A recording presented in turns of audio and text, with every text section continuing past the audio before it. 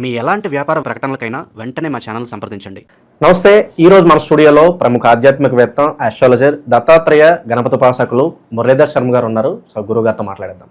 నమస్కారం గురుగారు. మహాదేవ శ్రీమాత్రే నమః. ఈ రోజుల్లో గురుగారు కాన్సన్ట్రేషను మన మీద కాకుండా అసలు పక్క వాళ్ళు ఏం చేస్తున్నారు, వాడు అసలు బాగుపడిపోతున్నాడు, ఈయన ఏదో ఒకటి చేయాలి అంటే వాళ్ళ అభివృద్ధి చూస్తుంటే ఏడుస్తూ ఉన్నారు. దీనివల్ల సాధారణంగా నరఘోష, నరదిష్టి ఎక్కువగా కూడా శత్రువుల నుంచి వాళ్ళు ఏదైనా చేస్తారనో భయం ఎక్కువగా ఉంటుంది. వృషభ రాశి వారి గురించి మనం మాట్లాడుకుందాం. ఎక్కువగా ఈ సమస్యలతో బాధపడుతున్నారు, కామెంట్స్ రూపంలో కానీ వాళ్ళు తెలియజేస్తూ ఉన్నారు. సో మరి దీనికి సంబంధించి జీవితంలో ఎప్పుడు చేసుకున్నా కూడా ఈ బాధలన్నీ తొలగిపోవడానికి అద్భుతమైన రెమెడీ తెలియజేయండి. అలాగే ఏ పని చేసినా కూడా ముందుకు వెళ్ళట్లేదు అనుకుంటూ ఉంటారు, జీవితంలో తరచుగా ఏదో కష్టాలు పడుతూనే ఉన్నాం అంటూ ఉంటారు కదా, అందరికీ కూడా లైఫ్ లాంగ్ ఎవరిని ఆరాధించాలి, పవర్ఫుల్ రెమెడీ ఒకటి తెలియజేయండి.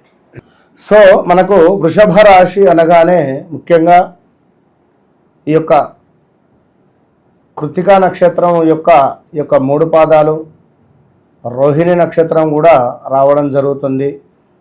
అయితే కృత్తికా నక్షత్రానికి సంబంధించింది ఏమిటయ్యా అంటే అగ్నితత్వం. అది మనకు అగ్నితత్వం. అటు పిమ్మట రోహిణి ఎంతో సౌందర్యంగా ఉండేటువంటి తత్వం, అంటే సౌమ్యము, లోపల ఉన్నటువంటి ఫైర్ ఏదైతే ఉందో బయటికి కనబడదు, ఓపిక. కృష్ణతత్వము అంటే కృష్ణునికి లోపల ఫైర్ అని చెప్పి కాదు అర్థం, కానీ అంతటి సౌమ్యంగా మాట్లాడడము, అంతే ఉండాలి అనేటువంటి భావనలో అధికంగా ఉంటారు. అంటే ఎప్పుడైతే ఈ మనకు వృషభ రాశి వారు ముఖ్యంగా నోరు అంటే వాక్కు, వీరికి ద్వితీయ స్థానము బుధుడు అవుతాడు. బుధుడు ఏమిటంటే మాటకు కారకుడు, మాటలకు కారకుడు. ఎలాంటి మాటలైనా అది సౌమ్యంగా కానీ కోపంగా కానీ, కొందరు తొందరగా ఆగమాగం మాట్లాడతారు. మరికొందరు 10 విషయాలు మనం మాట్లాడితే ఒక్క విషయం కూడా వాళ్ళు మాట్లాడలేరు.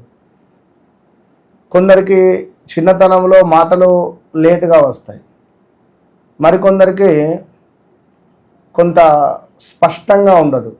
ఇప్పుడు జనరల్గా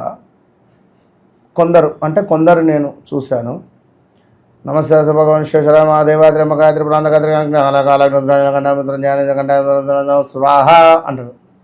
అంటే మంత్రమే అది, ఇదేంది అర్థం కాదు.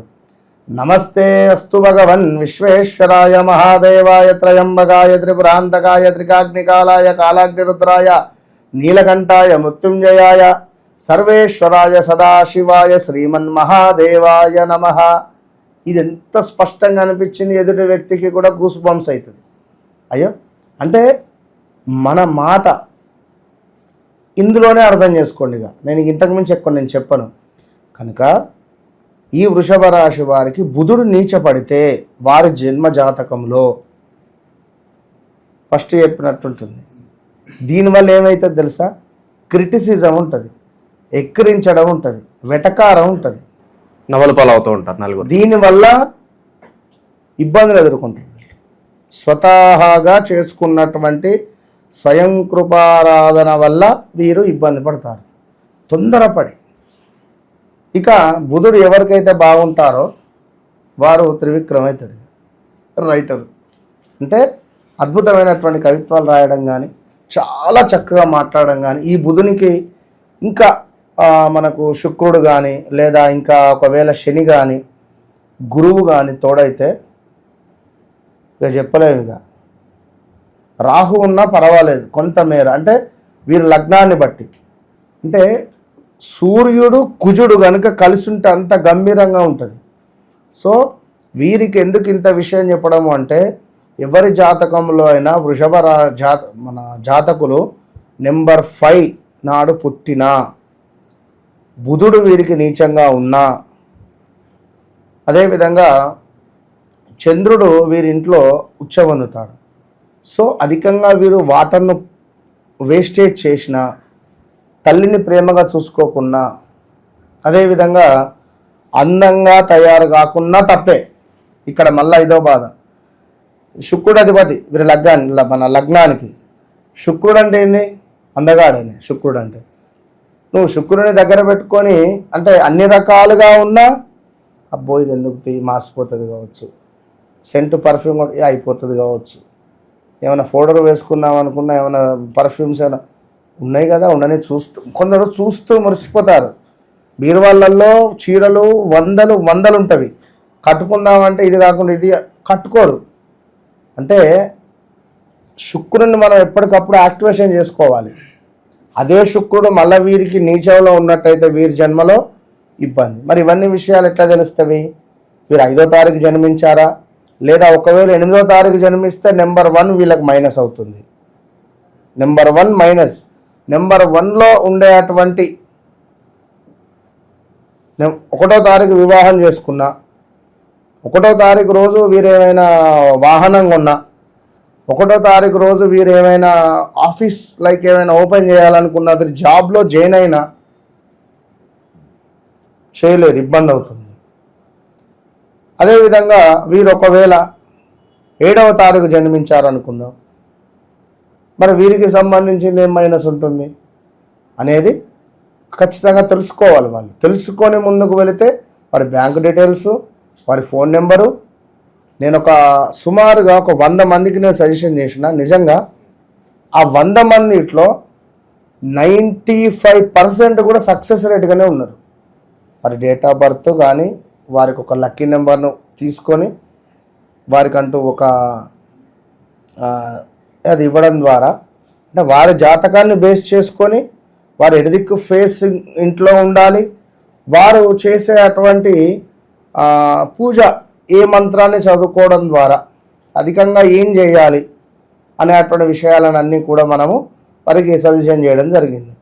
ఇట్టి వృషభ రాశి వారు ఖచ్చితంగా అధికంగా తెలుపు రంగు వస్త్రాలను ధరించాలి. తెలుపు రంగు వస్త్రాలను ధరించాలి.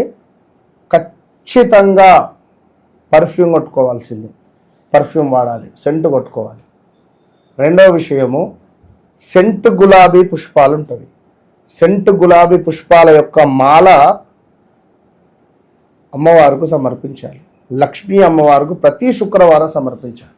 ఇక వీరేళ్ళే చేసేది ప్రతి శుక్రవారము కూడా సెంటు గులాబీ, మంచి సుగంధ పరిమళాలు వచ్చేటువంటి సెంటు గులాబీ కానీ మల్లెపూలు కానీ అమ్మవారికి సమర్పించాలి.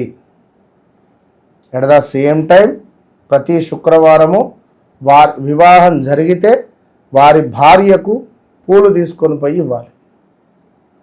1 మూర 2 మూరల పూలు. ఇక శుక్రవారాలు కానీ, లేదా ఏమైనా అష్టమి తిథి అప్పుడు కానీ, లేదా ఏమైనా ఈ నవరాత్రులు కానీ, లైక్ ఏదైనా ఉదాహరణకు బర్త్డేలు కానీ, వీరి జన్మ నక్షత్రం రోజు కానీ, వీరి లక్కీ డే ఈ రోజు నాడు సుమారుగా ఎంత లేదన్నా కూడా మనకు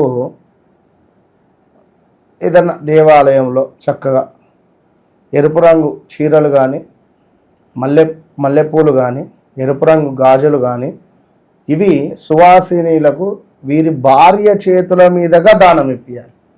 వీరి భార్యకు ముందు భర్త ఇవ్వాలి. ఇగో ఎరుపు రంగు సారీ కట్టుకో, చక్కగా అమ్మవారిలాగా తయారుగా మల్లెపూలు పెట్టుకో మంచిగా, అదేవిధంగా మంచిగా గాజులు వేసుకోండి. వారి భార్యకు సాక్షాత్తు అమ్మవారుగా భావన చేసుకొని అన్నీ చెప్పి చక్కగా తాంబూలం తీసుకొని 11 చీరలో 6 చీరలో తీసుకొని చక్కగా కూడా ఒక తమలపాకులో చక్కగా గంధము పసుపు వారికి 6 నుండి మినిమం 6 మెంబర్స్, నెంబర్ 6 సంఖ్య వచ్చేటట్టుగా చూసుకోవాలి. నెంబర్ 6 తర్వాత ఏమిటి మనకు 15 మెంబర్స్కు పంచాలి.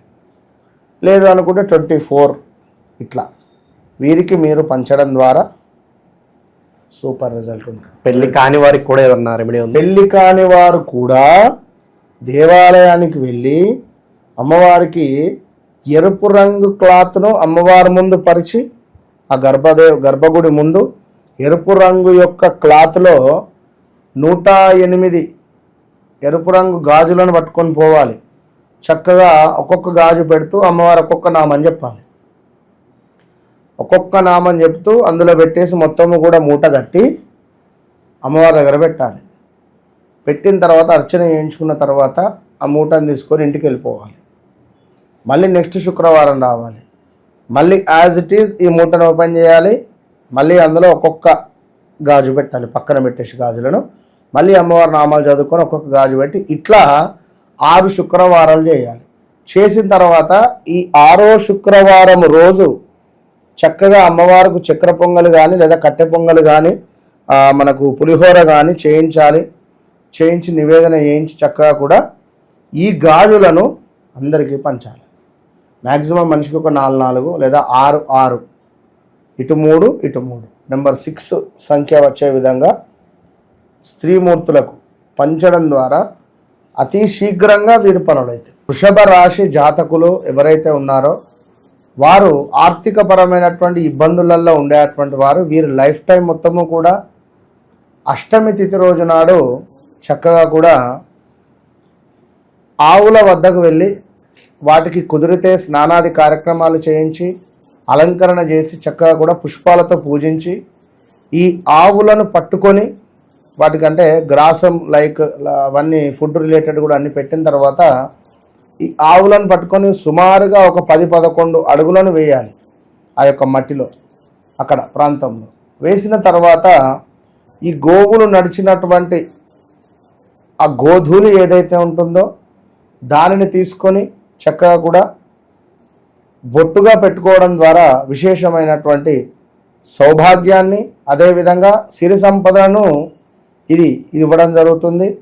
వృషభ రాశి వారు పొట్లకాయను తినకుండా ఉంటే వీరి జాతకము అద్భుతమైనటువంటి ఒక నావలాగా వెళ్ళిపోతుంది. All the best. ఇక వారంలో ఏదన్నా మంచి పనులు ప్రారంభించాలంటే ఏ రోజు వీళ్ళు స్టార్ట్ చేసుకుంటే బాగుంటుందంటారు వీళ్ళు? అదే నాన్న, ఇప్పుడు నేనేమంటున్నా అంటే 8వ తారీఖు రోజు పుట్టినటువంటి వారు నెంబర్ 1 పనికి రాదు. సో అది వారం అంటే శుక్రవారమే. ఏదున్నా వీరు జన్మించినటువంటి ఆ డేట్ ఆఫ్ బర్త్ పుట్టిన సమయము వీరి లగ్నాన్ని బేస్ చేసుకొని వీరికి ఒక లక్కీ డే లక్కీ నెంబర్ మనం తీయచ్చు. అదే చెప్తున్నా కదా, ఇప్పుడు 8కి 1, 1కి 8. సో అట్లా మీరు 7వ తారీఖు 6వ తారీఖు పుట్టినట్టయితే ఆ సంఖ్యను లగ్నాన్ని మనం బేస్ చేసుకొని వారికి చెప్పడం ద్వారా ఒక 50% సమస్య అనేటువంటి సాల్వ్ అవుతుంది వారికి ఇక్కడే. వ్యక్తిగతంగా వాళ్ళు కొన్ని 100% అండి. ఒక 100 మందికి చెప్తే 99% కూడా సక్సెస్ రేట్లోనే ఉన్నారు కదా వాళ్ళు. ఖచ్చితంగా ఉన్నారు. మంచి ఇక వారి పేర్లు ఎందుకు కానీ చెప్తా కదా ఇందాక, సెలబ్రిటీలలోనే చాలా మటుకు ఇప్పుడు వెళ్ళినటువంటి యొక్క బిగ్ బాస్లో కూడా ఉన్నారు. ఓవరాల్గా వృషభ రాశి వాళ్ళందరికీ కూడా ఈ నరఘోష నరదృష్టి శత్రు భయాలు పోవడానికి అద్భుతమైన రెమెడీ మాకు తెలియజేశారు సార్. ధన్యవాదాలు. మహాదేవ.